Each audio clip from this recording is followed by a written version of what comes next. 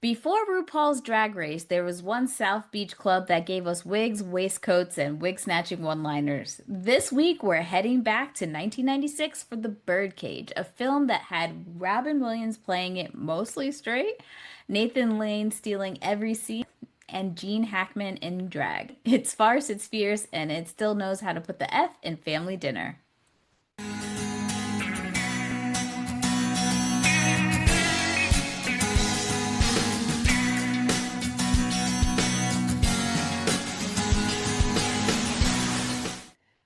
Welcome to the No More Late Fees podcast. I'm Jackie. And I'm Danielle, and we're just two best friends and ex-Blockbuster employees rewatching some of the best and worst movies from the late 90s and early 2000s. And this week we're diving into the 1996 classic, The Birdcage. But before we dive in, let's get into some housekeeping.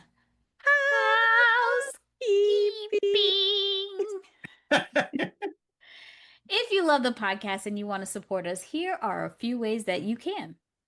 You can buy us a virtual cup of coffee on coffee.com. Every contribution helps us to keep the Blockbuster vibes alive. Visit us at ko-fi.com/no more late fees. You can also rent the theater for $50. If you make that contribution, then you can choose a movie from our time frame and we'll cover it on the podcast. And if you want more hot takes, deep dives, and behind the scenes fun, because trust us, after we edit, there's a few things that don't make it, and we'll have you laughing. So join our Patreon for exclusive bonus episodes and perks at patreon.com/no more late fees. And if you're looking for nostalgic merch to add to your collection, check out our Amazon store for curated picks inspired by the 90s and 2000s. Just head to amazon.com/shop/no more late fees podcast. And this week, of course, we're not alone. We are joined by our pod pals from the podcast, The Delicious Recap. Joining us are Ajay and Jon, the wonderful hosts. Welcome, guys. So glad to have you on. Hello. And if you guys haven't heard of the podcast, you'll hear their wonderful ad in our Pod Pals segment later on today. But also, they cover the wonderful 90s show Family Matters, which I know they have a lot of fun, hot opinions that you guys got to go check out. But if you want to learn more about them and their show, make sure you go and check out this week's bonus episode where we rate our 90s TV show drag performances and hear their employee picks. All right, Jackie, tell us about The Birdcage. So The Birdcage is a vibrant and hilarious comedy about love, family, and acceptance, centered around a flamboyant gay couple, Armand and Albert, who run a drag nightclub in South Beach. Their lives are turned upside down when Armand's straight son announces his engagement to the daughter of an ultra-conservative U.S. senator. To win over the bride's uptight parents, Armand must awkwardly hide his life, his partner, and his nightclub in a desperate and wildly funny attempt to play it straight for a dinner. It stars Robin Williams, Nathan Lane, Gene Hackman, Diane Weiss, Dan Futterman, Callista Flockhart, and Hank Azaria. You can currently watch it on Prime. But before we start, let's get into our ratings rewind. So, you know the drill. Before we get into the movie, we'll reveal the rating our Y2K versions of ourselves would give, and then at the end, we'll see if our current selves agree with our initial rating. Our scale consists of would buy it again. The best, would play on repeat. 5-day rental. Would watch again. 2-day rental. Okay, but nothing to write home about. And same-day rental. Throw it in the trash along with Agador shoes. All right, we're going to start with you, AJ. What is your Y2K rating? My Y2K rating would be 2-day rental. Okay. I think that's where I would be at in that age. And Jon? I'm going to give it, I would say, a 5-day rental. Jackie? I remember as a youth, saying I love The Birdcage, but I haven't watched this movie since the 90s. So Yeah. I'm going to go 5-day rental because I had fond memories of loving it, but In actuality, I didn't watch it that often. Yeah. I'm right there with you. I have to triple check, but I don't think I own it. So I'm gonna say 5 day rental. But I remember thinking it was the funniest thing ever. And I love the end for some, like, those are the things that are like burned, seared into my brain. So yeah, 5 day rental. All right. Apparently, Jackie, we were not alone in our love for this movie. It had a budget of $31 million and it grossed $185.3 million. That is a lot Yeah. of feathers to buy. I would Especially. like to go back to Whatever It Takes had a budget of $30 million. We got the Birdcage for 31 million. What is happening? Well, we'll get into how this was how it was made. But so it opened in March of 96 and in its opening weekend it opened to about $18 million. And it remained at top for the next 3 weeks before it was derailed by Primal Fear and A Thin Line Between Love and Hate coming out. But by the end of its 14-week run, 14. back in the day, man, a movie was really in the theaters. The film had grossed $124 million domestically with an additional $61 million internationally. Let's hear what Lil Raj had to say. So, Mr. Phil, Ebert.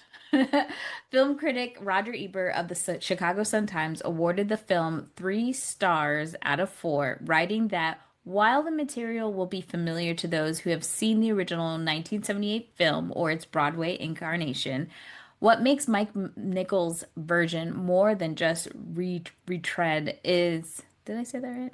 I think it's Retreat, maybe? Retreat? Okay. More than just a retreat is good casting in the key roles and a wicked screenplay by Elaine May, who keeps the original story but adds little zingers here and there. Live on Fisher Island and getting buried in Palm Beach, that way you'll get the best of Florida, as being one of those lines. However, in his review for the Washington Post, Hal Henson noted the film's subversiveness, commenting that while politicians like Keeley talk a good game of family values, it's Armand and his non-traditional clan who have the stable home life. They are a family. So the Birdcage represented a major turning point in media for the portrayal of LGBTQ people. We right I think right after this, no, right before this, I think we talked about this when we did Tu Wong Fu. We had The Adventures of Priscilla, the Queen of the Desert, that came out, and Tu Wong Fu. And yes, Tu Wong Fu was a bit of a hit, but not. This was very like mainstream, I Mhm. guess you could Yeah. say. And it also, those movies also featured drag queens and were released prior to this movie, but did not achieve the same level of box office success. The studio films centering on gay people to that point were movies like Philadelphia, which tended to focus on tragic stories concerning HIV and AIDS, while this story obviously was lighter fare and again show demonstrating maybe more of a family life than we had experienced on from a media standpoint, and it opened up the doors. I think maybe like a year or two after we got Queer Eye, we got In and Out, we got, oh, what's the name of that show? The L Word was not too far behind. The L Word. No, but there was something before the L Word. There was another show, Oh, Queer as Folk. Queer as Folk, Thank you. came Yeah. out. Mm. Mm. So this was kind of like a gateway, I guess. Big stepping Gateway stone. drug. Yeah. Well, before we get into the cast and crew, let's hear a message from our pod pals. Hey, it's John Francois. Hola, y'all. I'm AJ Vandertunt. And have you ever licked something and thought, that's delicious? Well, that's us. We're the Delicious Recap. We're putting our tongues on all kinds of media. Family Matters, we're putting our tongue on 9 years worth of content that is sometimes good, sometimes not so good, but you know what? All around, it's childhood lovely goodness that is worth a taste. It really is. I wonder what a snort would taste like. It tastes like mango. We're recapping Family Matters from beginning to end. I mean, we've done season one. We're currently on season two as we're recording this. We interview cast and crew from the show. We interview like-minded 90s loving podcasters. Come join us, the delicious recap, wherever you get your podcasts.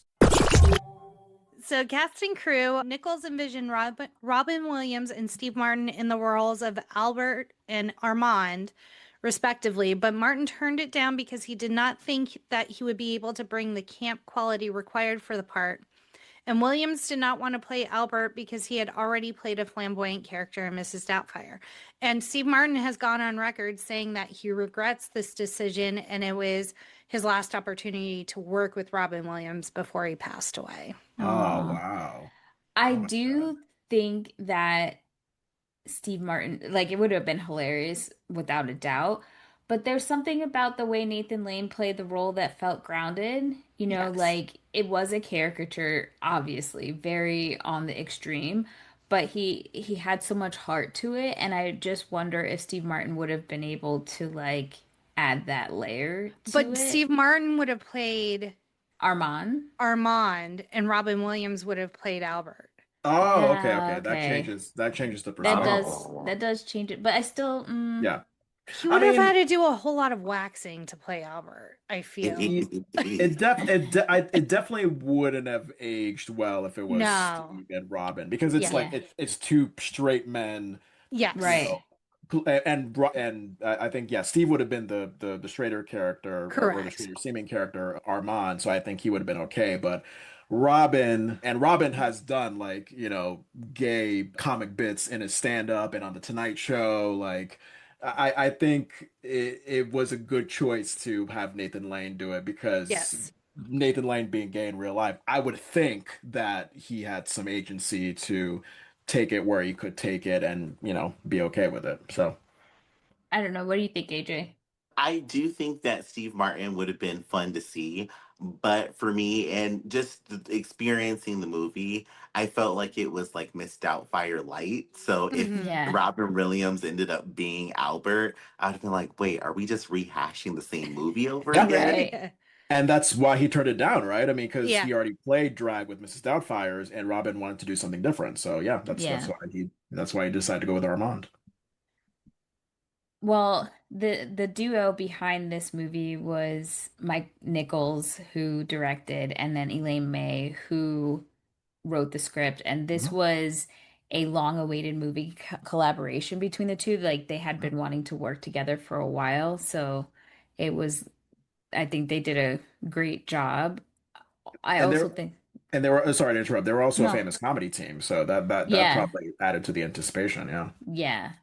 And it's pretty interesting too because I think the lore behind this is that they were going to make the Broadway musical, bring it to Broadway, and I think Mike Nichols wanted to either be a part of that production or he was already talking about like making the movie, but someone had like told him no. So he actually went to the head of the studio and was like, I need you to option this to make it into a movie. And that's how he Mm. kind of like got around it and was able because Hmm. he really, really wanted to make this into a film. So Hmm.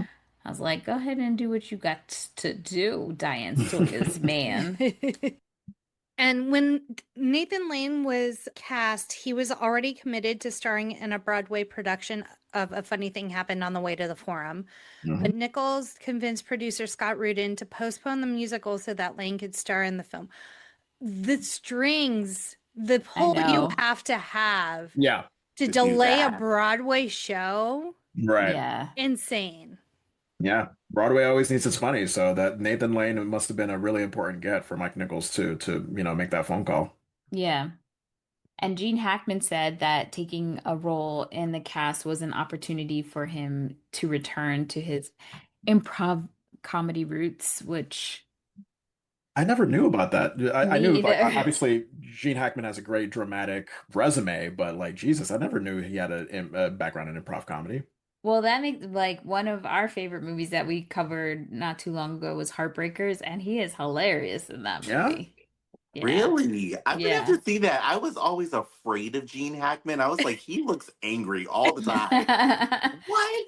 First and foremost, Heartbreakers is a classic. It's so damn good. It's so fun and silly, and he plays a very weird, Smoking smoking, magnate. addicted Oh my billionaire God. with, and he has a prosthetic on his nose. He looks awful Yeah. in it, Yeah. but yeah, really fun.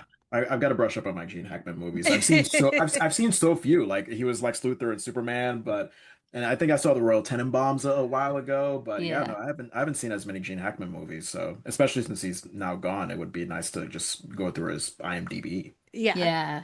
Apparently, the Royal Tenenbaums, he had no clue what was happening the entire shoot. Like, he was so confused. He didn't get it. He didn't get Wes Anderson. Like, Oh, he was pretty much like, I'm acting. I don't know what this story is saying, but I'm here. was that the last movie before he retired? Because I think he retired No, in like 2004. Heartbreakers Oh, was. Yeah. Heartbreakers. Oh, Yeah. okay. Yeah. Okay, so I'm watching the Royal Tenenbaums now because I've never seen it, and now I've got to watch Heartbreakers. This is gonna blow my mind because I was afraid of that man. Yeah. No, these are two non-scary Gene Hackman Yeah, movies. 100%. Okay. Yeah, he was something else. Yes, R.I.P.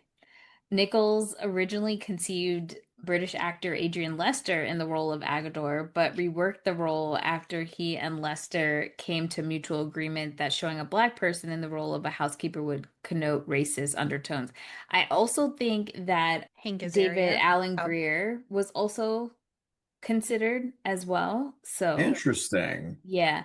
But uh, yes, I get it. Like, but it would have been cool to have like a black character, especially if we're down in South Beach or Mhm. in Miami. Why not? But Hank Azaria did a great job. So, Hank Azaria, I mean, I totally forgot he was in this movie, first of all, because I know him from like all those voices on The Simpsons. He really put some oomph into that role, and hearing that he like, did the research that he did to make the role as accurate as possible. But David Allen Greer would have crushed it. I love David Allen Greer on In Living Color and other things. I think he would have crushed that Spartacus yeah. character. I would So, have loved it, but I'm not used to seeing like a character who's black in the gear world that's not presented as like DL. So that would have been an interesting mix to have. yeah. Well, Hank Azaria is so like his range is hilarious because what was it? What was the character in Anesthesia that he was the bat? Bartok. Bartok, yeah. Just Oh, that voice and then this one. So Did yeah, right. you hilarious. Just know? the Sorry. Uh-huh. Did you know that he was like really, really good friends with Matthew Perry, like one of Matthew Perry's best friends? Had Yeah, that no sounds right. Yeah. And idea. they came up together like as comedic actors. And so Matthew Perry talks a lot about Hank Azaria in his book. You know Yeah. what I you said Matthew Perry and I was like, "Oh wow." And then when you said comedic actors, I had to take a step back. Girl, why I was thinking Luke Perry in my head. Oh yeah. Very I different. said that's very on that, girl. I didn't know that. But Matthew Perry makes a lot more Yeah. sense now that you say Yeah. that. There's the funny Okay. Perry, there's the serious Perry. Yeah, because it's like comedy. Yeah. I love that Agador was partly based on Judy Garland's dresser. So now I've got to go look at Yes. who her dresser Yeah. was And Hank because, Azaria did say that he had worked up different versions of Agador. One was more understated, barely obviously gay, almost a street tough character. And then one was the character that ended up in the movie. And he said that both felt real to him. He had grown up with Puerto Rican street queens who were very effeminate and flamboyant, and others who weren't. So he kind of tried both versions for a friend who worked as a drag queen and kind of had their input on which character he should go with. That really fascinated me because I thought like Hank Azaria, I think he's straight. Is he straight? I'm not sure. yes, he was married Yes. to Helen Hunt Okay. for a long time. So I had the impression, I mean, so I see this guy in this 1996 movie who is very effeminate, has the short shorts, has a very thick, I guess, Guatemalan accent. I just thought like, oh, Hank Azaria is just came up with a character and that was it. So to see that he actually talked with people that he grew up with and to make sure that it was accurate, it was like, oh, okay, that adds an interesting layer to this. And he also said it wasn't like until halfway through the production before he realized that he was literally just playing his grandma. Like Oh, that was the character.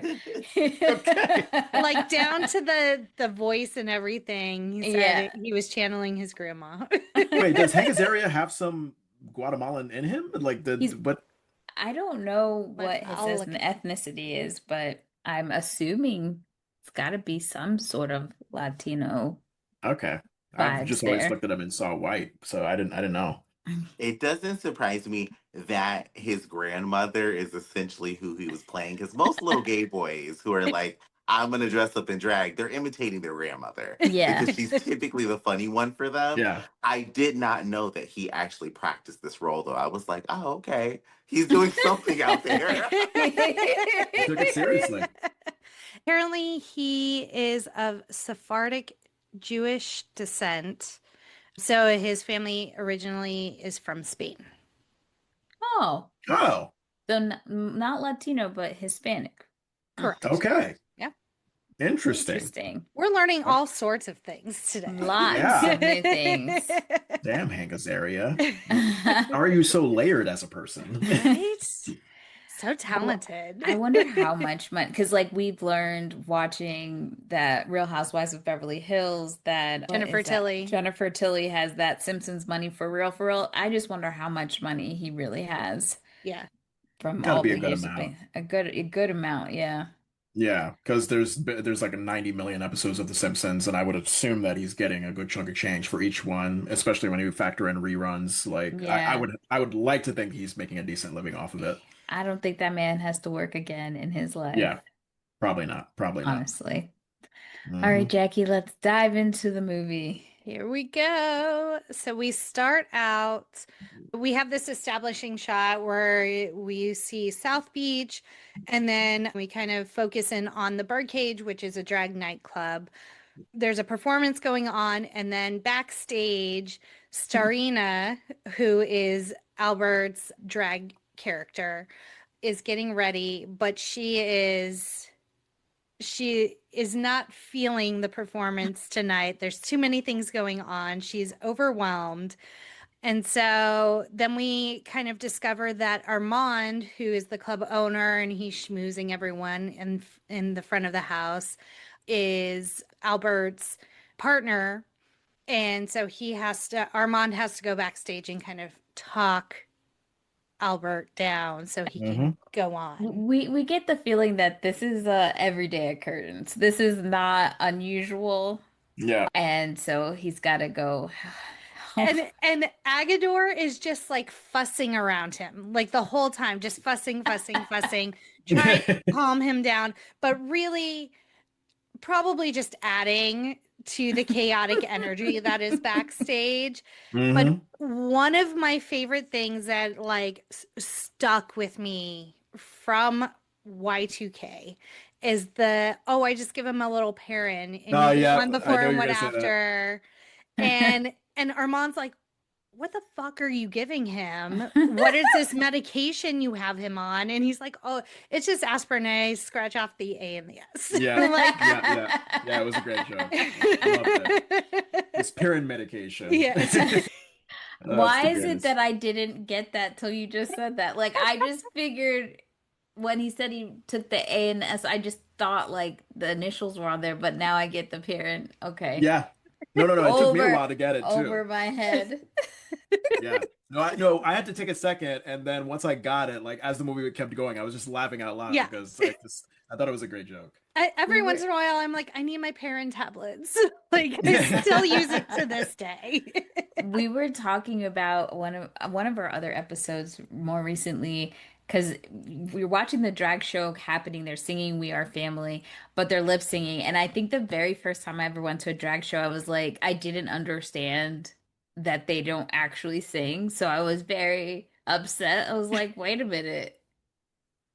that's part of the art. Yeah, having gone to a couple of drag shows that AJ has brought me to, it's yeah. I mean, it's more about. It The seems like it's more about the performance. costume Yes. and just Yeah. putting on the character than actually having singing talent. But AJ, I mean, you've been to a lot more drag shows, so you can attest to that more than I I can. take offense to everything you all just said. I sing live in my drag There shows. we go. Thank you very Oh, much.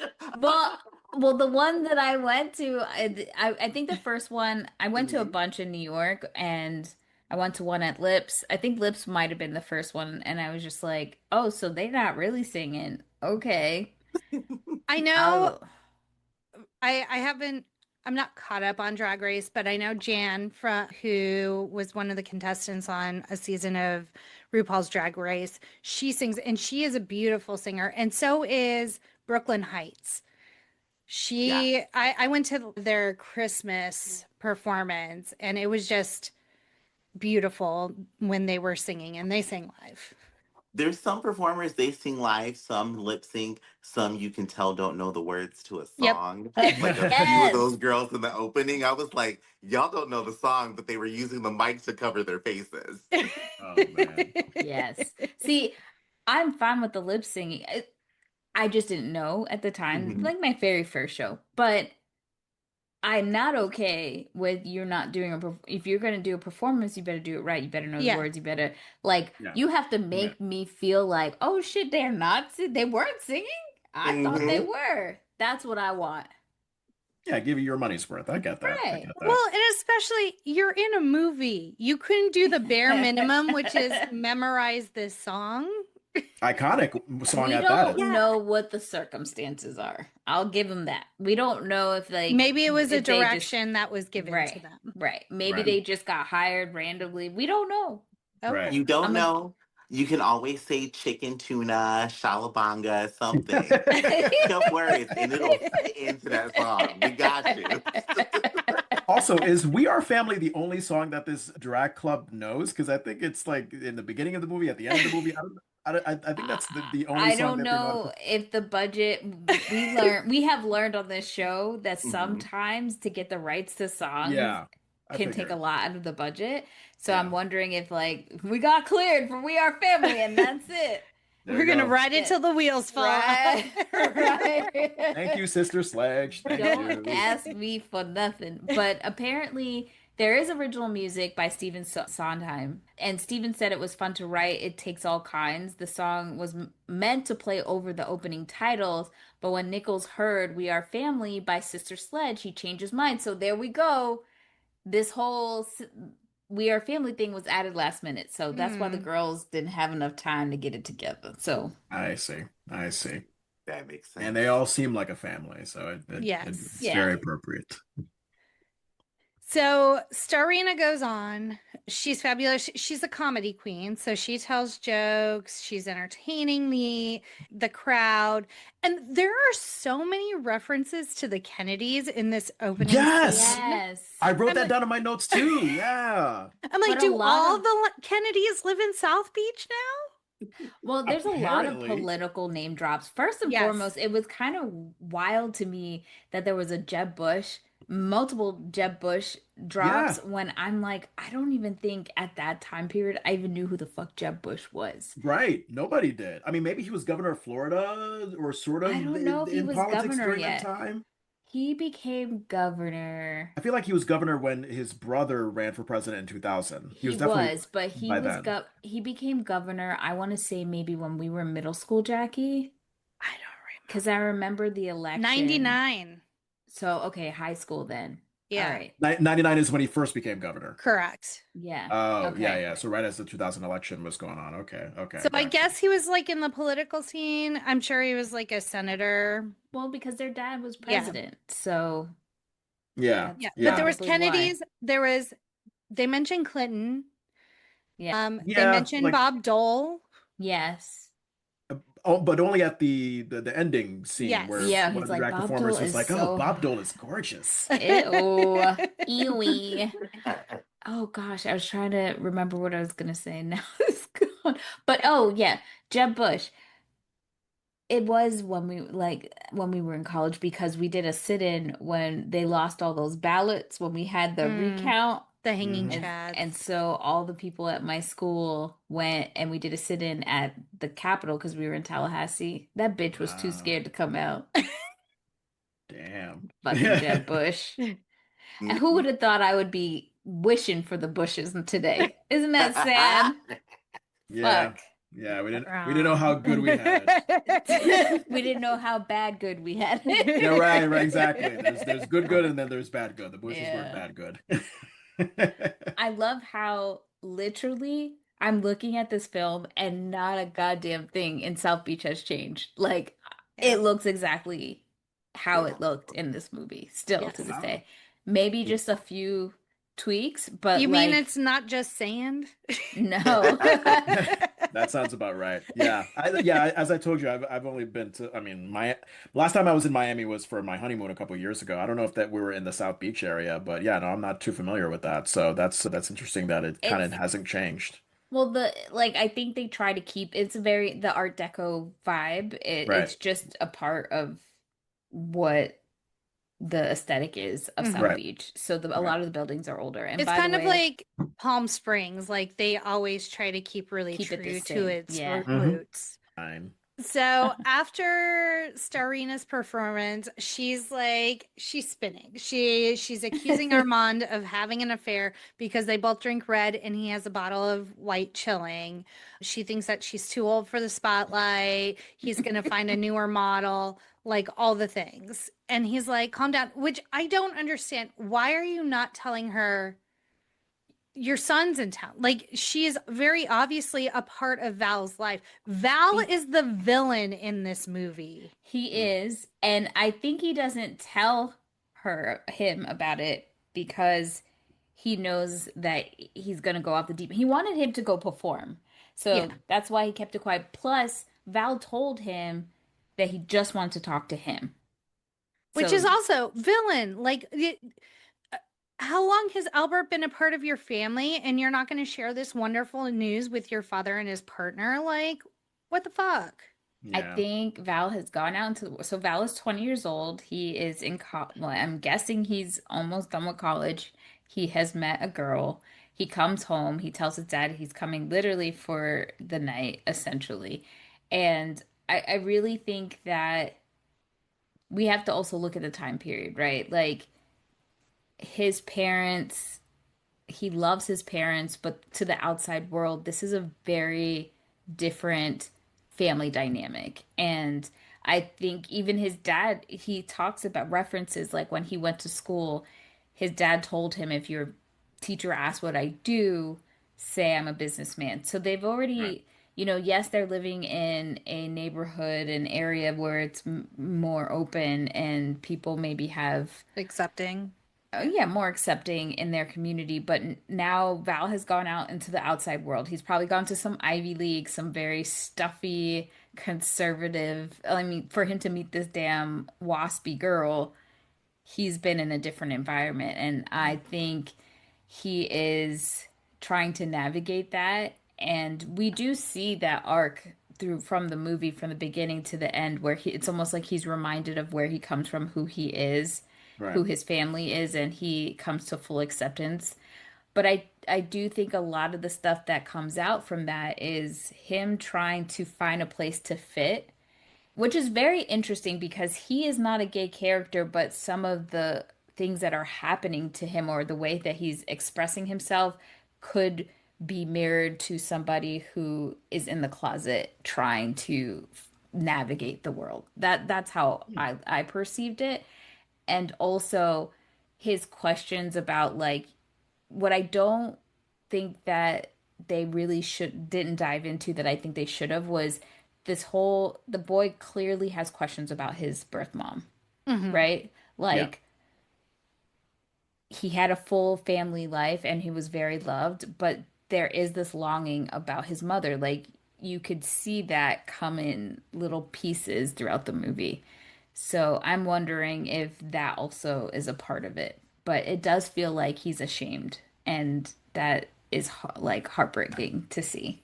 Yeah. It's interesting to see the internet in conversation about this movie nowadays be divided on how to view Val. There are some people who understand what he's going through growing up, having parents who are different than others in the outside world and can be more sympathetic to Val because of that. And then there are others who understandably are like, oh, well, you're asking your dad and his partner to not be themselves, and we just don't have much tolerance for that nowadays when it's, I would think, much more safer to be gay than it was back in the 90s. So, No, it's interesting how people have divided It's opinions on not. this. no, Oh no, it's it's not. not. Never mind, never mind. AJ, yeah, It's go ahead. not safer. I think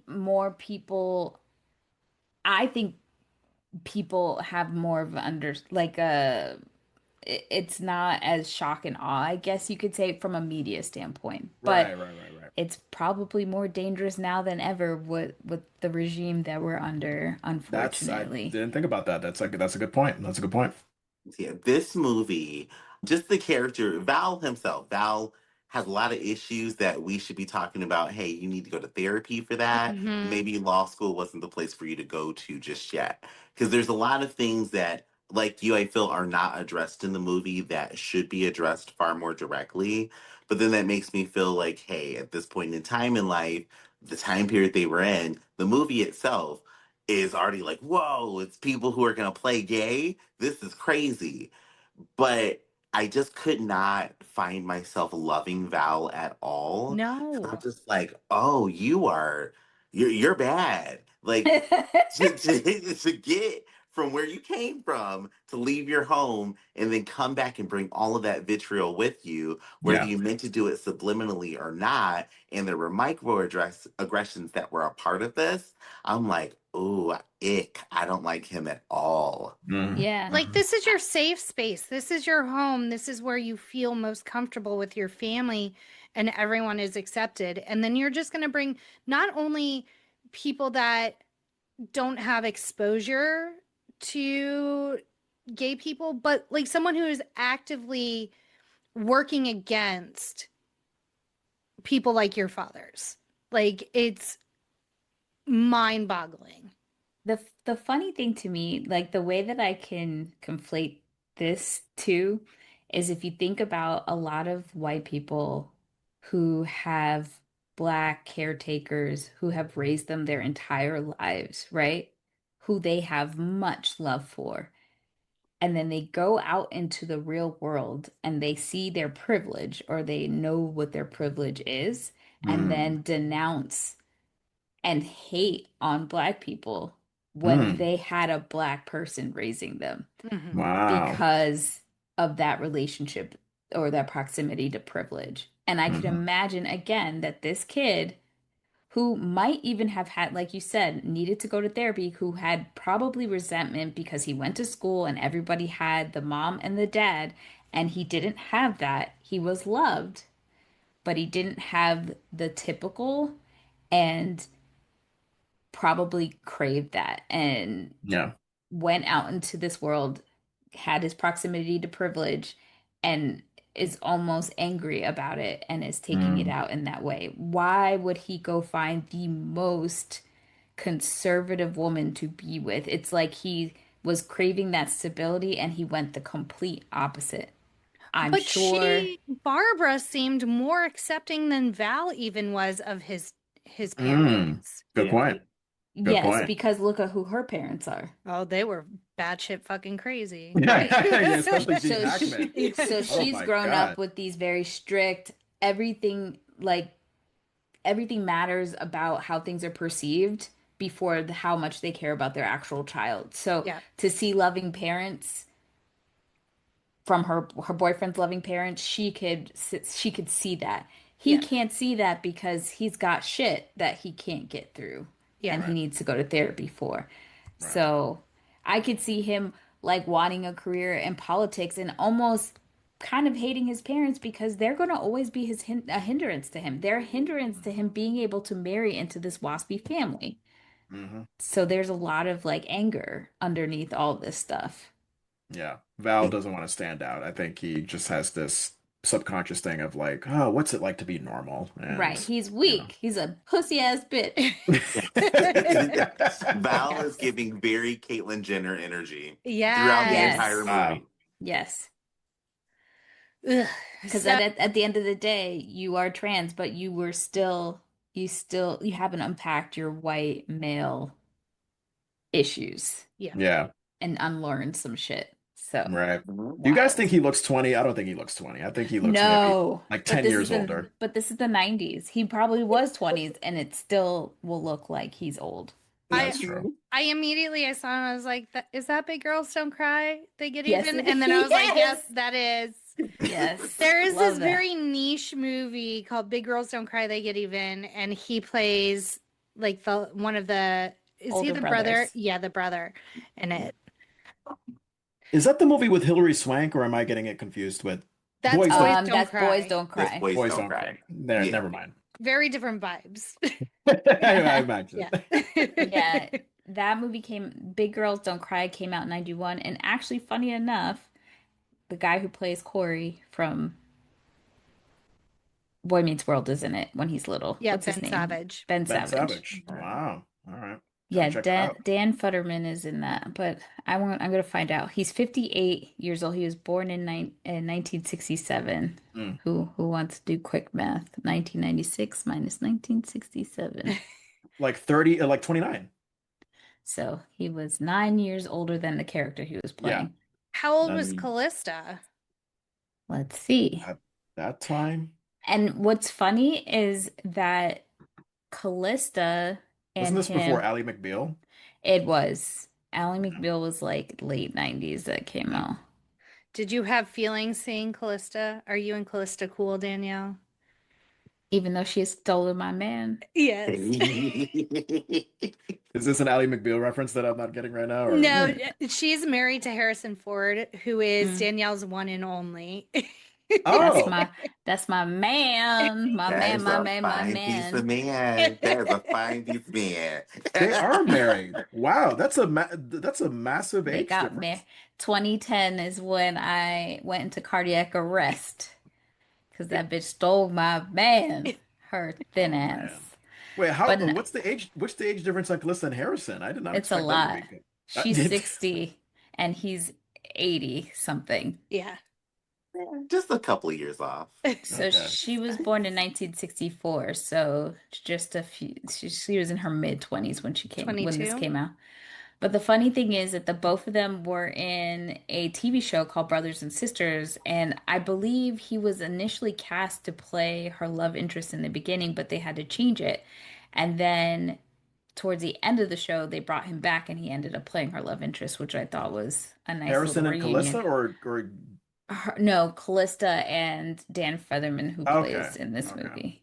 All And right. Brothers and Sisters is amazing, by the It way. is such a good show. And I love how he's just like, he's literally like just the like the blatant random white man in any movie as a love interest. Because I think he comes at the end of Under the Tuscan Sun as well. Does he? And I He I, love that does. movie. and he's also in Enough, I think, with J-Lo. Oh. So He isn't Nice. enough. he just plays that random, not special, Yeah, random he's white very man. vanilla. Yes. Bland Wonder Bread white guy. Put Dan Yes. Futterman in Yes. there. It's like he's hot, he's got good arm candy, but he's very forgettable, so Yes. he doesn't take the room. Yes. Yeah, Exactly. that's funny. So Val tells Armand he's getting married, explains that Barbara is Senator Kevin Keeley's daughter, a very staunch conservative politician from Ohio. And so he asks to tone down his lifestyle and also, by the way, pretend to be straight because they're coming to visit. Hmm. I think So that he's easy. too old to be this much of an asshole. So, meanwhile, back in Ohio, Senator Keeley is dealing with a bit of a scandal. His fellow co-founder of the Coalition for Moral Order, which sounds heartbreakingly similar to some of the things that we are seeing present day. Right. which is so upsetting, has died under suspicious circumstances involving an underage prostitute. Okay. When Yeah. he gets his phone call and he finds out that this senator has been found dead. And so he's like, prostitute, black. Right? Yeah. Like I was like, oh. I was stunned by how racist this guy was. And he's I Yes. like a, wasn't I wasn't stunned, but it was just like, oh man, this was so real. This is the real reaction. And then he goes later and says, this is a nightmare. Plus, we're gonna lose the blacks, the votes. I'm like, first and foremost, we all know you ain't never had the blacks. What are we talking about? And The fact I that she know they said wouldn't, blacks. right. They were never concerned about having the black vote. Give me a break. right, Mhm. right. But yeah, there's some things that cringe. But the actress who plays the said prostitute Trina hooker McGee.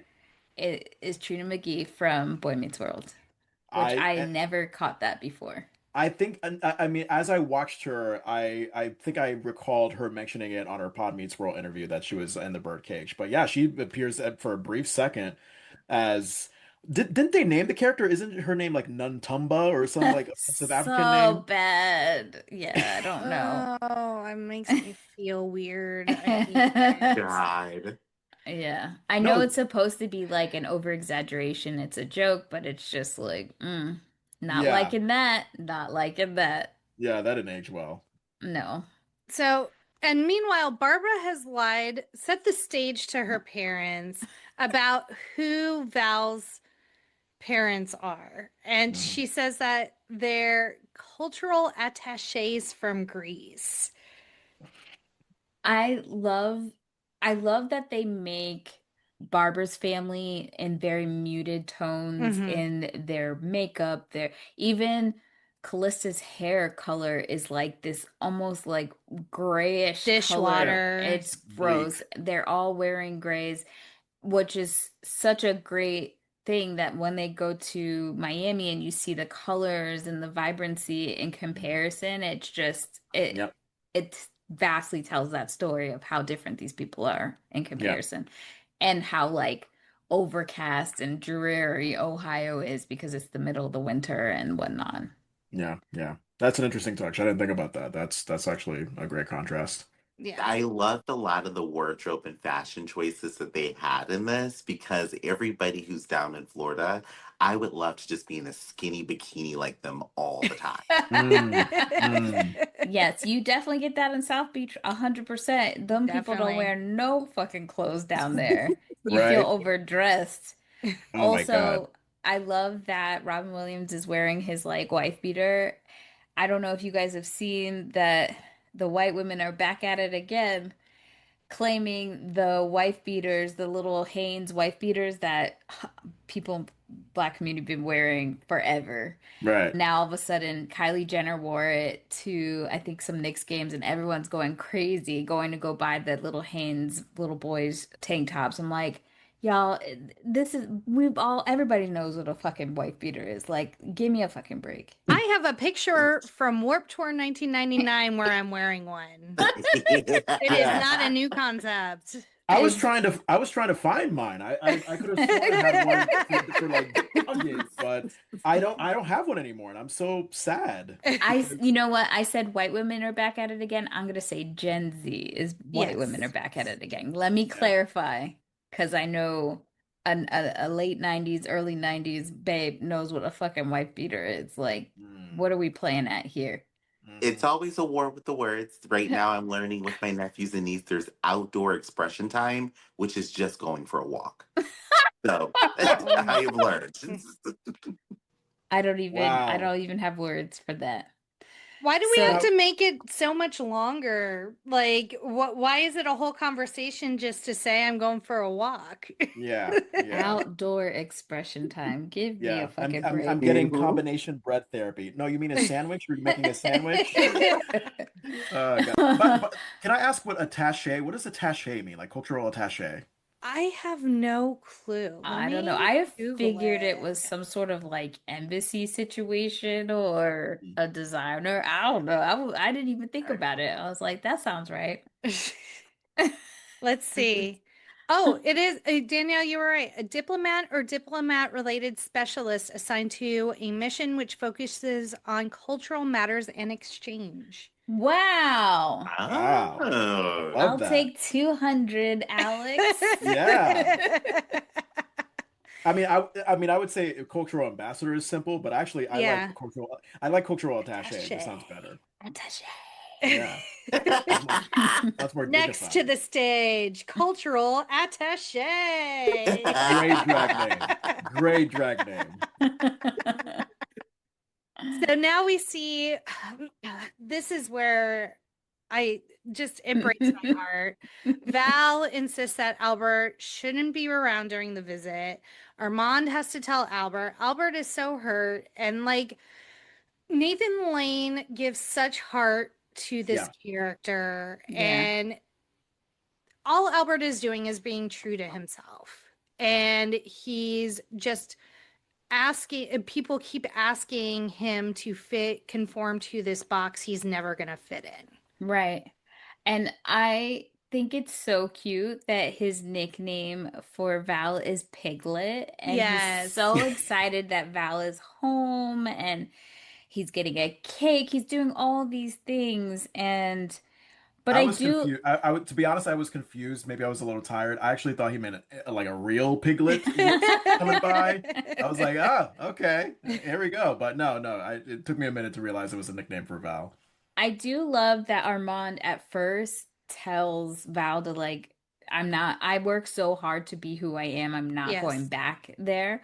Yeah. Yeah. But, every parent for their child wants life to be easier for them and to help them. And Yeah. so he does this. But when he sees how hurt this makes Albert, he does say, fuck it. If I had to choose between Albert and this shit, I picked Albert. So Hmm. he tells Albert to come. And now they're going to say he's an uncle because what they end up doing, they're saying that this is not going to work without maybe having like a woman there to kind of Right. distract or detract from Albert being there. And Mhm. so Val kind of throws it out there that maybe his real mother will do it. So what I was curious about is like they never really say exactly how the hell this happened. Like I wasn't sure if Armand I wasn't out feel yet and he had a relationship with a woman, or if he was with Albert first, or I like, feel like it was a donor situation. That's what it felt like to me because she was saying she's never been motherly. It felt very transactional, like yeah. her having Val. Well, But I thought, God, no, it's okay. No, I'm just remembering that exchange in the office yeah. before Robin and the mom was about to get hot and heavy. Didn't he mention that like the only experience that he had with a woman was with her between 2:30 and 3:45 a.m. and it was twice. Like, so I don't know if that affects what we're talking about, but like, Because yeah, she talked the way she was talking about it because they were in a production of a show together, right. and she paid someone because she like wasn't like she had a thing for him. And so it's almost like he kind of gave it a go kind of Yeah. thing. I'm not really sure if he was with. I don't I'm assuming he wasn't with Albert yet. And Hmm. so when he talks about her, he says that she was young and poor. So and so then she has a business and she says the money you gave me. So it's almost like he paid her to go away. Like Yeah. I'll take the baby. Hmm. You got pregnant, fine. So I don't know if it was a donor situation, but it was definitely like I'm not ready to be a Transactional. mom. Yeah. Right. Okay, fine. Here's some money.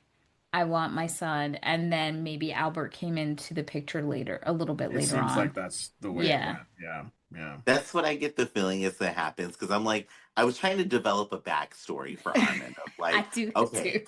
Like it's the weirdest thing. I was like, was she his beard? Like, what was going on here that led them to having the baby? Because I'm Yeah, just like, just randomly, you're just like, let's do it, let's figure it out. right. And I don't know, as a gay man, I don't think that would ever cross my mind.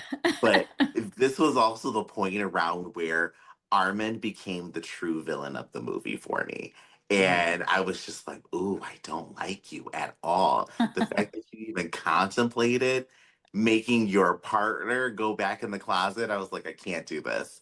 Yeah. And I think that comes from me. I have been introduced as an uncle so many times when I'm like, dude, we are fucking. Tell them. Mm. Yeah, yeah. Yeah, that's rough. Yeah, I can imagine. it's Oh weird. man. It's a little weird. Yeah. Yeah. And not after decades. Like clearly they've been together as long as Val has been alive. So that's 2 decades with someone. Right, You gotta be right. fucking kidding me. Yeah, they should Yeah. question where they went wrong with Val here. Because Yeah. he hates his self and his family. Well, and okay, so for 20 years, Val has seemingly no contact with his birth mother. Yeah, he's never But even met then her. all of a sudden, it's like, oh, we need to put on the charade. Let me ring her up real quick. Like, it would seem like a really easy decision for them to make, and that she wasn't that hard to get a hold of, and that they have a fairly decent relationship. Mm, Yeah. mm. But I would be like I feel like he was curious about her, but I'd be pissed like, bitch, you just gave me up. You just Yeah, gave me up. Yeah. Okay, yeah, you were young then, but you literally took money. You gave me up, yeah. and you haven't come to You took ch away the perfect normal life that I was hoping to have. right, and you never checked on me once. Yeah. Right. Haven't checked on me once. Yeah. But then that speaks to that internalized hate, where it's Yeah, like, wow, you hate your family or yourself so much that you would get a random woman you've never met in your life to right. step in for this most important thing. And it's funny because I think kids do this all the time. They're always pissed at the parent that stayed and never have that same kind of heat for the parent who fucking disappeared. So, Yeah. like, he's got all this stuff with his real mother, essentially, who is Albert. And here we are fangirling for this bitch that popped a squat, gave you up, and went about her business. Hmm. Hmm. Hmm. Wild. I So know. so now they're trying to get all this stuff together because what ends up happening is that because the press is up their ass, they decide we've got to get out of town because Hmm. Barbara has laid it on to her parents that she wants to get married. She's only 20. Her parents are like, "Girl, we ain't got time for this. Let's get through this election cycle and then we'll talk about this marriage." But now they're like, maybe we should look into this marriage because we need some press. Because the mom is like, oh, let's have like a white wedding. And I'm like, what? What When does you that mean? say Does that white mean just a wedding, wedding with white people, or is it just like a white colored wedding? I think it's just like a traditional white wedding, is what they were trying Okay. to get at. So they decide to like dodge and get out of town. And so they go down to Miami, and this is where like the whole scheme is like we've got to put on this thing for tonight. Yeah. So his But like mom, they escape in the dark of the night, and yeah, like there's this whole subplot with like these a reporter from the Inquirer paying off the driver to find out where they're going. But then there's like some sort of news station that record accidentally records the interaction, but they have some like CIA type level type shit that they can zoom in and like focus on that particular conversation that's happening to also find out where Senator Keeley's going. Like I'm like, do we need all of this? no. Probably not. But also, the National Enquirer reporters are following them because they had asked the driver. Hmm. And so one of the guys, the two reporters, one of the guys, if I don't know if I blinked and missed it, but I felt like one of them was falling asleep and the other one was like putting his arm around him. And then, like, when he woke up, he was like, I don't know if I I missed that didn't or see saw that. that. I have Mm-mm. to go back and watch it because there was like a very odd interaction between the two. Like the guy was like completely oblivious and the other guy was like very attentive. So I was like, what's Yeah. happening? Weird. Is this a subplot that I missed? So they're trying to get the scoop on like why the hell this family is coming to Miami. And so they decide at last minute that they're going to actually try to get Nick's having Catherine, the bio mom, come because she's stuck in traffic. And next thing we know, Albert comes out in full drag. And let me tell you, the senator, he loves her. He eating that shit up. He And is, his but before wife. we get there, Mhm. we have to prep the space. Oh, right. They have to get rid of tone things down. Yeah, so Yeah. like he has a lot of more artwork more on the flamboyant side. Lot of And phallic statues. Yeah. yes, everything comes down. They put this giant ass cross up on the wall. Yeah. I love that the first thing was a moose head and they Yeah. Yes. exchanged it. But my favorite Yeah. part of the whole movie was that the books that they get are the Nancy Drew series, and I was like, classic. Is that a thing with like straight men or straight couples? Is that they're obsessed with Nancy I Drew don't books? know if it's a thing for straight men and straight couples, but it's a thing for Danielle. I got the whole collection, baby. I 1 to 100 I grew up with the Nancy books. I Drew. remember reading the books. I just didn't know it was like, oh yeah, have these books and it'll show you're as straight as an arrow, you know? I don't Yeah. think so. I I just guess a think they just woman's touch, that was what they yeah. could in their minds, that was Yeah. feminine, was Nancy Drew. But the Yeah. dad, like, the senator eats it up because he's like, I love that they just keep it simple, nothing fancy with the books. Like, he likes that it has Nancy Drew. And then And I we also have Agador, who they're like trying to make this butler, and he's just a houseboy. He's there for vibes, he's there for a good time. He helps out, he Mhm. cleans, but it's his own style. And now he's been made to wear shoes, which make him fall down. He's happy Yeah. about that. He Yeah. can't cook. He's trying, but like Agador tries so hard because all he wants to do is be in the drag show. And why they doesn't keep holding the man down. why doesn't Armand actually check in to see what the fuck he's cooking? Like, y'all should have been ordered food. Mhm. Yes. Like just dump it in pots and pans, make it look like you cooked it. Right. that is Sweet and what I sour was peasant soup. thinking. Yay. I was thinking that the whole time. I'm like, why didn't they just order takeout? Of Right. Yes. everything you could have saved yourself. But I do have to say, the one queen who put that moose head up on the wall, I screamed. That was the moment of the movie where I was like, yes, because if you tell me to straight a space, I'm putting fur and animals everywhere. Yep. Yep. The greatest bit ever. Like, take drag queens, take gay people, have them put together what they think is a straight person's house. Oh, here's a moose head, here's a couple of Playboy magazines. And it's almost accurate. Yes. I It could not be was more obvious. I was shocked how much Albert was saying like the most fucked up conservative shit. And at the end of the day, he was like confirmed that, oh, everything I said is how I feel. Hmm. Like that was shocking to me. Kill the Yes. babies, kill the mothers too. Right? It was Albert dressed as Medea saying that sent me for a loop. I was like, oh my God. I think it's hilarious that Louise, the mom, was, or was it? Yeah, it's Louise. She was so jealous Yes. of Albert, of the mom, like because the dad, which now makes me question, because we all know that Grinder be fucking up during the RNC every time they come together. So we know there's a lot of closeted Republicans. So the fact that he was getting on so like peanut butter and jelly with Albert, and when the gig is up, the jig is up, and he's looking at Albert. Albert doesn't have his wig on, and Yeah. he's like, "I just don't understand. What are you Yeah, he saying? just can't Yes. comprehend. Hmm. You are not a woman?" It Like can't be. It's he seemed impossible. he seemed more heartbroken about that than them being gay.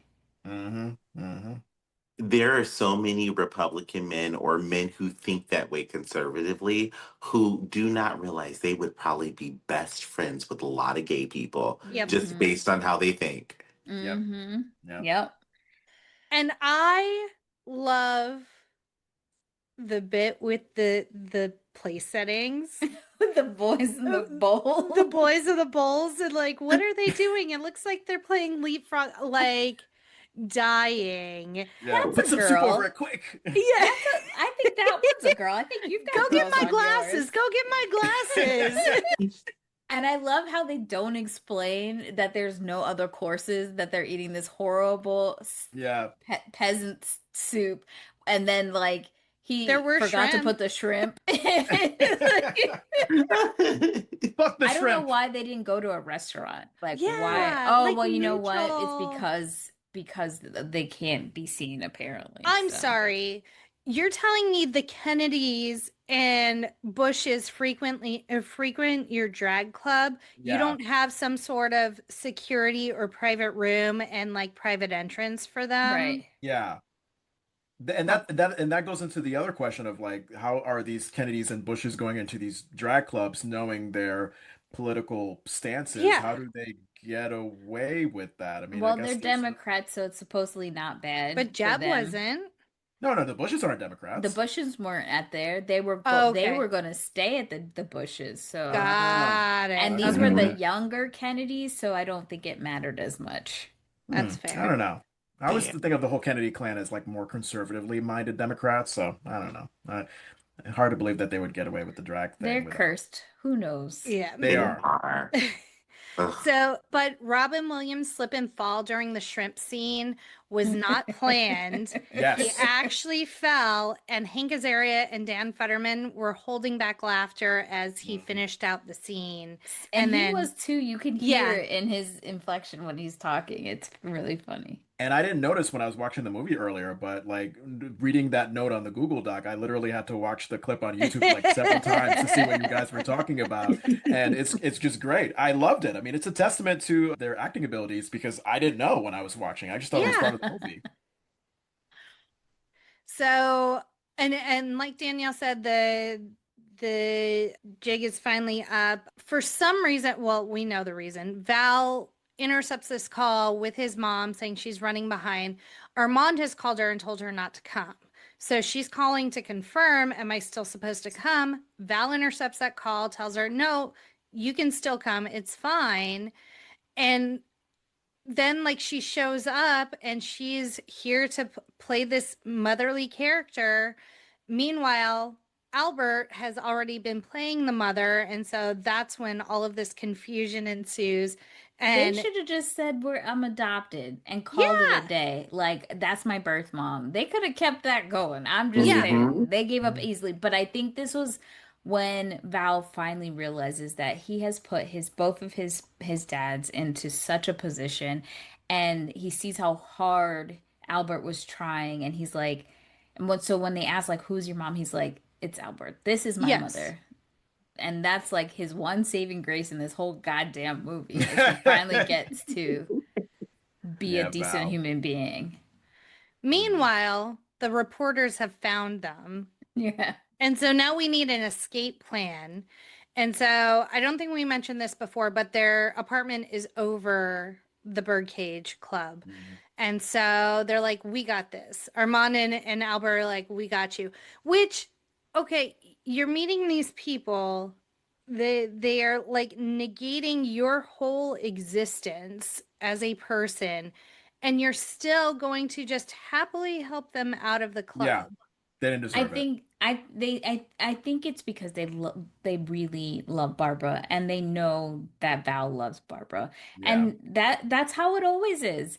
You have these horrible, racist, homophobic, hateful people, and people on the other side that they're saying are so evil end up being kinder, Yes. nicer, everything And more in return, accepting. Like, more we're accepting. accepting your homophobic conservative asses more than you'll ever accept us, and we're going to help you out the best we can. And so they take them down to the Birdcage. They dress them up in drag. We get a second reprise of We Are Family as we dance Our through the favorite song. club. And Gene Hackman looks like a big old peppermint stick with that white wig You and know, he looks like Barbara Bush. I was getting a little bit of Barbara Bush in drag. Yes. yes, Yeah. he looks so ugly. I'm sorry. He, Horrible. he freaked me out a little bit.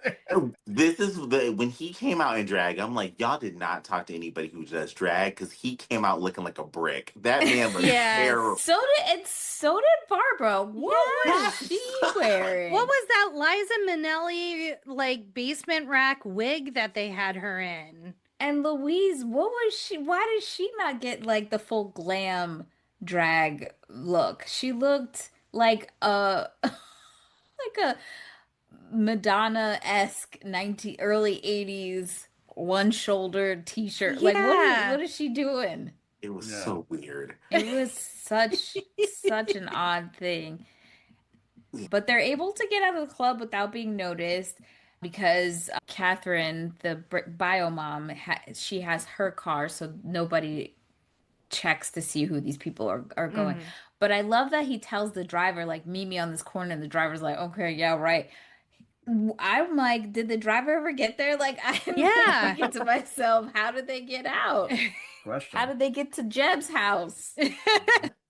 It's such an interesting way to end that portion of the movie. Like, I'm Yes. with you guys where I was sitting there. I was like, really? So they just get to leave and escape like nothing happened? But then I had to remember this was more for the safety of Armand and Albert because this whole movie is about passing. And if you Yes. can pass in a straight space or pass in a gay space, maybe you're okay. But for us who can't pass, it puts our lives in danger. So Yeah, then all of a sudden, this senator leaves this gay establishment and people find out about it. And there's two choices. The senator can either say, no, I accept them, or no, we need to burn that place down and attack right, everybody there because this is Mhm. evil. right. So, like, I had to like deal with that in my head where I'm like, oh, I want him to get outed so bad. And when the one reporter like looked back, I'm like, oh, they got him. And I'm like, no, really? Mhm. Yeah. Yep. Yep. I never looked at it from that perspective, but yeah, you're Yeah. so right. It is a lot about passing and it's not just gay, straight, but also the fact Jewish, Christian, because like Mhm. their last name is Goldman and then they try to say Coleman. So Mhm. like Val is literally trying to repress every single ism about him or Yeah. difference of himself Yeah. with these Yeah. people. Bland white Christian. Like I Yeah. gotta put on this mask. Yeah. Yeah. So, and I feel like we had such beautiful storytelling like the first two-thirds of the movie, and then the like last third feels so rushed. It does. Yeah, I was surprised. I like paused it at one point. I was like, I only have 10 minutes left, and they hadn't even gotten to the drag club yet or Yeah. the Mhm. escape. I'm like, how are we going to wrap this up in 10 minutes? And it's just like drag scene, wedding, done. And I'm like, how did we get here so quickly? I want I know. more Right. story. I want what happened after the drag show, what happened with the two parents' relationship, and like how they Right. come to accept each other Mhm. for this Um, wedding to move forward. But I do think the pacing of this is because Mike Nichols wanted this to be like a play, the Mhm. way Mhm. that that it's framed. And so that makes me feel like that's why the flow is the way that it is, because Mhm. it's supposed to be essentially like a play. And he talks about that with how much improv he gave to Robin Williams and Nathan Lane, and how he also wanted to catch like every scene. So he required that Nathan Lane and Robin Williams filmed at least one good take of each scene sticking to the script before he allowed them to improvise. So he definitely wanted that pacing of that flow of a play. So that's why when I was watching it, I didn't think it was too fast because that's how it felt. It felt like I was watching a play. But he also, in rehearsals, would let them improvise a lot and then Mhm. take the best pieces of that and kind of weave that into the script at times too, Yeah. Yeah. to kind of Generous. get that collaborative effort. Yeah, a very generous director because, there are a Yeah. lot of directors who are just be like, no, stick to the script. But, Yeah. the best ones are usually ones who can balance like that discipline, but also know that there are actors like a Robin, like a Nathan, who just need that space to experiment, to find different angles on their characters. So to have that director like Mike Nichols be an actor's director, I think it Yes. made the movie what it is today. So. Yeah. Yeah. And So then, go yeah, go ahead, ahead. Danielle. No, I was gonna end Okay. it like. So yeah, our final scene is, I think it's at a year later. I could have just made that up. But eventually we're at Val and Barbara's wedding. Both families are there, and like you can see Val's side is very obviously the drag family as well as his kind of adopted family. And I found it really fascinating that Agador was a groomsman. Like I felt like they didn't have a relationship like that. It was odd to me. Yeah, I didn't even notice that. Yeah, well, Me because I was neither. looking for him in like the The establishing pews. shot. Yeah, Yeah. exactly. And then I was like, where is Agador? Like, surely he's been invited to this wedding. I'm like, oh shit, he's up with Val. Yeah. Well, Val's an asshole, so he probably doesn't have a lot of friends. Oh, that's Very true. true. That's That's true. a good And point. and Barbara probably had a ton of bridesmaids, so got to fill them spaces, baby. Fair. So, and then we see Barbara's side is very like conservative, like conservatively dressed.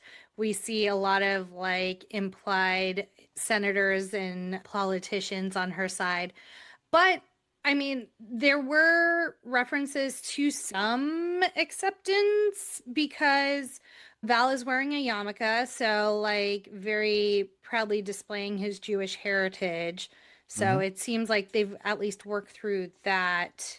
Yeah, and they had a rabbi and a priest Yes. performing the So ceremony, so all I can hope is that there was a work towards understanding of each other, yeah. accepting of the two families. And that is the birdcage. We Well, did can it, I, y'all. I wonder if it's okay to like just Totally. put out a couple of honorable mentions. I don't know if we mentioned this, maybe we did, but Yeah. probably like some of the greatest comedy I've ever seen is Robin Williams as Armand trying to straighten up, if you will, Nathan Lane as Yes. Albert. That's that scene with them outdoor at the restaurant where he's trying to get Albert to like walk like John Wayne, and Albert puts his own effeminate spin to it. And the irony of like, picking John Wayne because John Wayne Yeah. has the greatest reputation with, liberals, the queer community, etc. And also, oh my God, I laughed so hard when The piercing of the toast. the piercing of the toast. Yeah, that was great. Smear the toast. But no, he's I just pierced yeah, that was great. And then, oh my God, I laughed so hard when Nathan as Albert comes to terms with trying to pass as straight. He puts on the suit, and then you have this great silent moment where he's trying to sit down like a straight man in the suit, and Armand and Val are just looking at him, just like, what is this? What is going on? I laughed. So I just want to bring up Well, those and during testaments to that, Nathan Lane's talents. Yeah. definitely. Yes. And during that scene, they're like pink socks. I'm like, I'm sorry. Like, It could I feel it could work. any man could rock a pink sock with Yeah. a suit. Like, that is not something that immediately you're going to see and be like, are Yeah. you, I is think I this but a I think front? that's from the lens of today. Like yeah, honestly, I was gonna say back that. then, yes, men wear pink now, and I think that was like more of also like something you saw in the 2000s too. Mm. Big ups to Cameron, but like it wasn't necessarily something we saw a lot. And Yeah. I think because of the homophobia, every little thing was perceived to be quote unquote gay and Yeah. wearing Yeah. like everybody was looking for those big things that were gonna say, oh, that's it, you know? So I could see it being way more acceptable now, and back then I don't think so. I Yeah, would like have. now look at all the straight men on Love Is Blind. They're all either wearing Right. colorful socks or just Yeah. Right. not having any socks at all. But yeah, back then it was pretty Back then, boring. no. Yeah, Yeah. yeah, yeah. You couldn't get away with it. Yeah. That scene, I'm gonna tell you, was probably the hardest scene of the movie for me to watch. I got so frustrated, I actually just turned it off for a minute because I was like, this is not Oh. fucking funny to me. Yeah. And the reason why it wasn't is what Albert says in the scene when he walks out in the suit. He's like, I've got him the exact same suit and tie, and I'm still not good enough. Yeah. And that I was like, damn, you brought back my childhood with that. Yeah, yeah, Mm, yeah. yeah. Understandable. Yeah, that has to be very difficult. Well, we did it, y'all. We We finished the did. movie. Let's see Yeah. if there's any more fun facts that we didn't get to. I think we got a good amount. We talked about the movie. Obviously, it takes place in South Beach, but not all of the movie was filmed in Miami. A lot of it primarily took place in LA, and a lot of the exterior shots they got from Miami Beach. So let's see. So this says I have follow-up questions that I need to Google because it Okay. says in the scene with Gene Hackman, when Gene Hackman is on the ladder, he gives the peace sign as a reference to Richard Nixon. Hackman was on Nixon's enemies list back in the 70s. Hmm. What beef did Gene Hackman have with Richard Nixon, I wonder? I'm Googling it Richard right now. Nixon literally had beef with anybody. I mean, Nixon was the Trump of his day. I mean, he was a paranoid, power-hungry motherfucker. That's But how not as Watergate eventually, yeah, that's how Watergate eventually came to be. But yeah, no, he had an enemies list, and pretty much if you were Hollywood, if you were of liberal-minded, if you were yeah. black, I mean, you were on his enemies list. I think the only thing standing in between Nixon being like a Trump is he wasn't charismatic. I Hmm. hate to even think that that man is charismatic in any way, but he more than Nixon 100%. And I think Yeah, the thing that really killed Nixon was that that election against Kennedy was televised. And so Yep. yes, people were Yes, comparing like how beautiful JFK was until how ugly yes. yeah, Richard Nixon was. Yep. yeah. JFK still gets my motor going. I can't believe they have Nixon out there. Like, you didn't put on a shred of makeup. Uh, Oh, I I wish I was in my home office because I when I went to my dad was obsessed with the Kennedys and Camelot and all of that. So like it's very near and dear to my heart. And when I went to Washington DC, I found like this tiny little felt JFK and I bought it and I just carried it around so proudly everywhere I mm, went and he like is very proudly displayed in my office because I'm like JFK. I feel like oh. every white grandma got a JFK in their kitchen, and every black grandma got a Martin Luther King Yeah. and Obama in theirs. You know it. You know it. Well, Oh, yes. before we dive into our today ratings, why don't you tell everybody where they can find your podcast, The Delicious Recap, on social? Yeah, on Facebook, Instagram, TikTok, Threads, Blue Sky. Just search the Delicious Recap. You'll see Steve Urkel, you'll see the Living Single Cast, you'll see Fresh Prince, you'll see that amazing photo that AJ put up, and that'll be us. So come find us, and we'd love to have you join the cult, if you will. The good Uh, kind of cult. you want to join the Church of Blockbuster? Head over to Yep. No More Late Fees on Instagram, Facebook, TikTok, Twitter, YouTube, and Threads.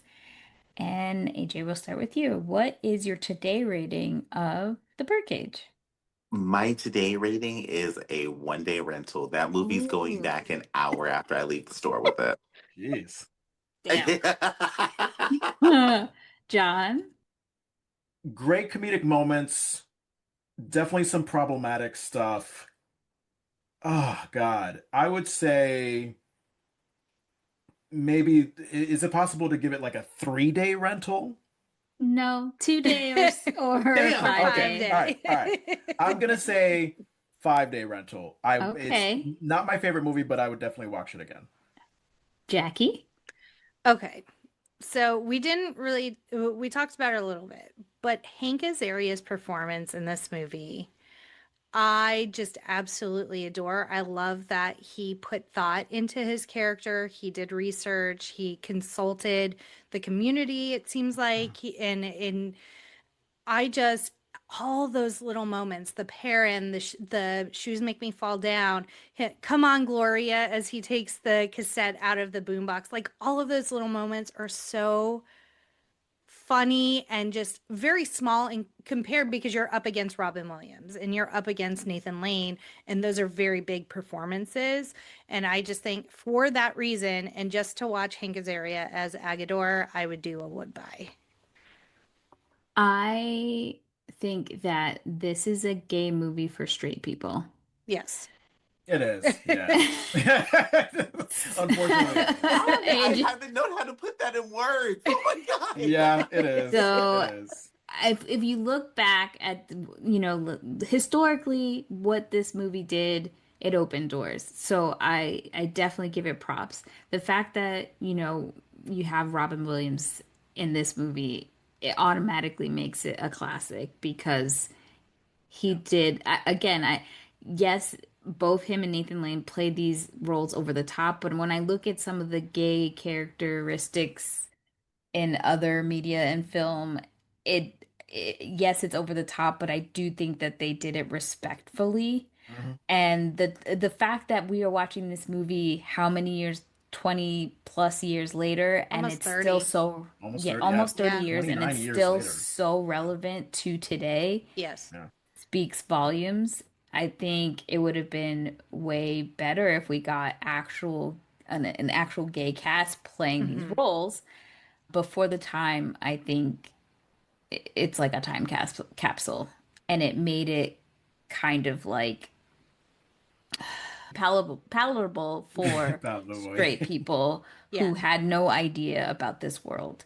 So I still would stay with the 5 day rental because there are so many moments that make me laugh. But I love that I can look back on this and say, oh, we have done so much better in some of our movies now.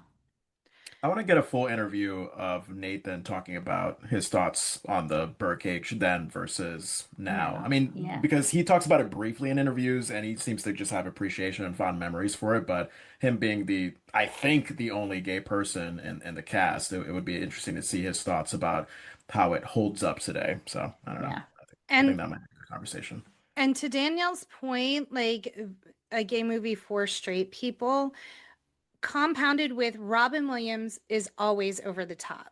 So that added to the palatability of his character, but because you could kind of be like, oh, that's just Robin being Robin at some level Yeah. as well.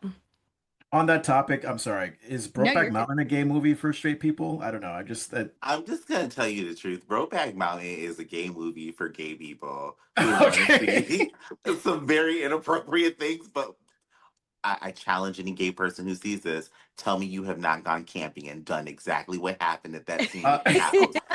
Well, it's literally a trend on TikTok right now talking about different movies and TV shows yeah. about, I think there's a new show that's out on Amazon, and they were saying that it's a gay TV show for straight people. And so people Mm. have been like breaking down different movies and TV shows and saying what they think it is. I feel like And Will and so Grace might be a gay TV show for straight people. I think that there was something about that show that was palatable for straight people. yeah, somebody actually did call out that show and they Mhm. Yeah. said like it's kind of a mix at times, but it's Yeah. definitely a gay show for straight people. And Yeah. the L Word is definitely a gay show for gay people. I love the L Word. I'm just gonna tell y'all, if you have not seen the L Word, watch it. It's so Mess. good. So much mess in that show. I've got to watch it. It's on my list. Well, if you have opinions about the birdcage or anything we discussed today or in any of our previous episodes, hit us up at our quick drop 909-601-6653. Twat us at the Twitters, hem us at the threads, butterfly in the sky at blue sky, and you could be featured on a future episode.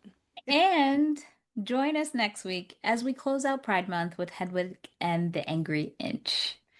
And AJ and Jon, it has been an absolute pleasure. We are so happy that you joined us and brought all of your insights and commentary, and we can't wait for you to join us again. Yes. Thank you. We would love to be on again. Thank you Yes. so much. Yes, thank you. This was so much fun. And as always, be kind and rewind.